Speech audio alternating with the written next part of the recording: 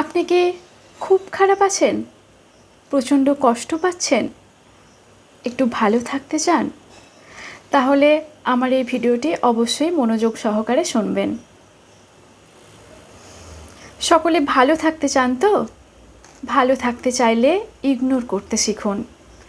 ছেড়ে যাওয়া প্রিয় নামক মানুষটিকে, এমনকি তার দেয়া ডিপ্রেশনকে ইগনোর করার কোনো বিকল্প হয় না। ভালো থাকতে হলে ইগনোর করাটাই জরুরি।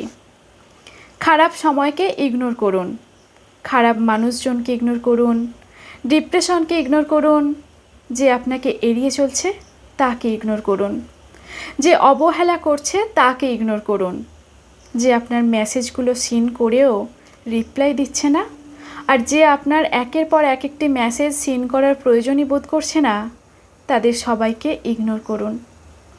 এক সমুদ্র ভালোবাসা পাওয়ার পর যে মানুষটির দৃষ্টি অন্য কারো দিকে আটকে যায় তাকে ইগনোর করুন। যে মানুষটি আপনার সবটা জেনেও ছেড়ে যেতে চায় তাকে ইগনোর করুন।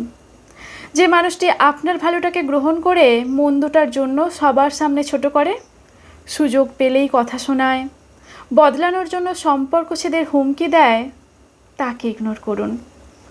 একসাথে কয়েক বছর সংসার করার পরও যে মানুষটির কোনো দিন আপনাকে বুঝতে চায়নি বা বোঝেনি তাকে ইগনোর করুন। যে মানুষটি কখনো আপনার আত্মত্যাগ অনুভব করেনি তাকে ইগনোর করুন। যে মানুষটি দিনের পর দিন মানসিক অশান্তিতে তিলে তিলে আপনাকে নিঃশেষ করছে তাকে ইগনোর করুন। দেখবেন জীবনটা অনেক সহজ হয়ে গেছে।